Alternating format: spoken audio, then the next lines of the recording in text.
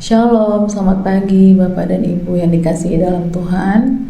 Pagi ini saya akan mencoba membawakan kisah tentang Yehuda dan Tamar. Bacaan utama kita ada di dalam Alkitab, Injil Kejadian 38. Nah, mungkin Bapak dan Ibu bisa baca nanti ya. Saya akan coba merangkum kisah tentang Yehuda dan Tamar. Di dalam Matius 1 ayat 3, Yehuda memperanakan Peres dan Zerah dari Tamar. Kalau kita membaca silsilah Yesus di Matius 1, ada satu nama yang cukup mengejutkan, yaitu Tamar. Mengapa mengejutkan? Karena kisah Tamar dalam Kejadian 38 bukanlah kisah yang indah. Kisah itu penuh luka, ketidakadilan, kegagalan keluarga, dan dosa manusia. Tamar menikah dengan anak Yehuda, namun mati. Menurut adat saat itu, adik yaitu Onan harus memberikan keturunan bagi Tamar. Tetapi Onan menolak tanggung jawabnya dan akhirnya mati juga. Yehuda kemudian berjanji akan memberikan anak ketiganya, yaitu Shelah, kepada Tamar ketika sudah dewasa. Namun Yehuda tidak menepati janjinya. Tamar akhirnya menjadi seorang janda yang terlantar, tanpa perlindungan dan tanpa masa depan. Karena merasa diperlakukan tidak adil, Tamar melakukan tindakan yang kontroversial. Ia menyamar dan akhirnya memiliki anak dari Yehuda sendiri tanpa Yehuda menyadarinya. Ketika kebenaran terungkap, Yehuda berkata di dalam Kejadian 38 ayat 26, "Dialah yang lebih benar daripada aku." Ini adalah titik balik Yehuda. Sebelum peristiwa ini terjadi, Yehuda bukanlah orang yang baik.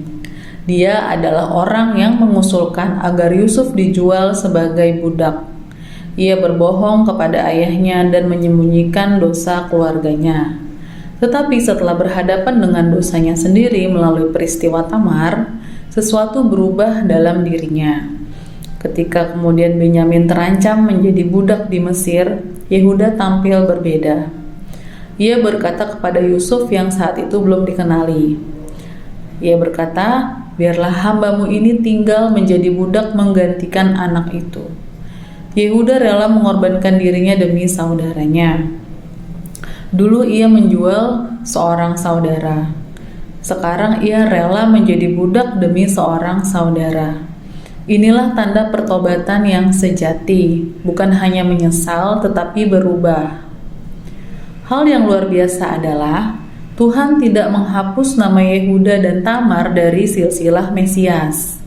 Justru Tuhan memasukkan mereka ke dalam garis keturunan Yesus.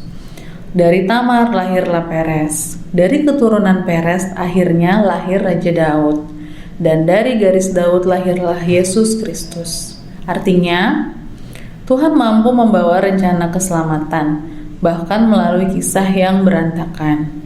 Manusia melihat kegagalan, Tuhan melihat kesempatan untuk menunjukkan kasih karunia-Nya. Yesus tidak datang dari garis keturunan orang-orang sempurna. Di dalamnya ada silsilah orang pendosa, pembohong, pezina, dan orang-orang yang pernah gagal.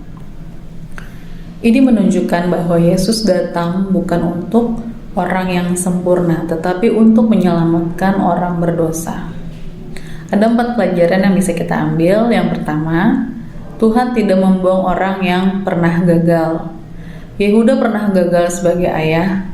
Tamar hidup dalam situasi yang kelam, tetapi Tuhan tetap memakai mereka. Mungkin kita pernah membuat keputusan yang salah, jatuh dalam dosa, atau menyesali masa lalu. Kisah ini mengingatkan bahwa kegagalan kita bukan akhir cerita jika kita datang kepada Tuhan. Yang kedua, pertobatan yang sejati menghasilkan perubahan. Yehuda tidak hanya mengaku salah, ia berubah. Dari orang yang mengorbankan saudaranya, menjadi orang yang mau mengorbankan dirinya sendiri. Bukti pertobatan bukanlah air mata semata, melainkan hidup yang berubah. Yang ketiga, Tuhan sanggup mengubah cerita yang buruk menjadi berkat. Jika kita hanya membaca Kejadian 38, kita mungkin berpikir kisah ini terlalu kacau untuk dipakai Tuhan. Namun Tuhan melihat gambaran yang lebih besar. Dari kisah yang penuh luka itu lahir garis keturunan Mesias. Seringkali kita juga tidak mengerti mengapa Tuhan mengizinkan hal-hal sulit terjadi. Tetapi Tuhan dapat menenun bahkan bagian hidup yang paling menyakitkan menjadi bagian dari rencananya yang indah. Yang keempat, kasih karunia lebih besar daripada masa lalu kita. Nama Tamar dicatat dalam silsilah Yesus selama ribuan tahun. Ini menjadi bukti bahwa kasih karunia Tuhan lebih besar daripada label yang diberikan manusia. Manusia mungkin mengingat masa lalu kita, tetapi Tuhan melihat masa depan yang bisa dibentuknya.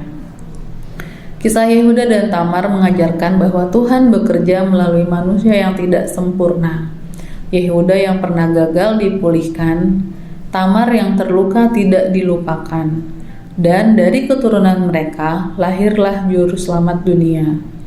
Jika hari ini kita merasa masa lalu kita terlalu buruk, terlalu banyak kesalahan, atau terlalu banyak penyesalan, ingatlah, Tuhan yang memakai Yehuda dan Tamar adalah Tuhan yang sama yang bekerja dalam hidup kita hari ini. Ia tidak hanya mengampuni masa lalu kita, tetapi juga mampu menulis masa depan yang baru melalui Yesus Kristus.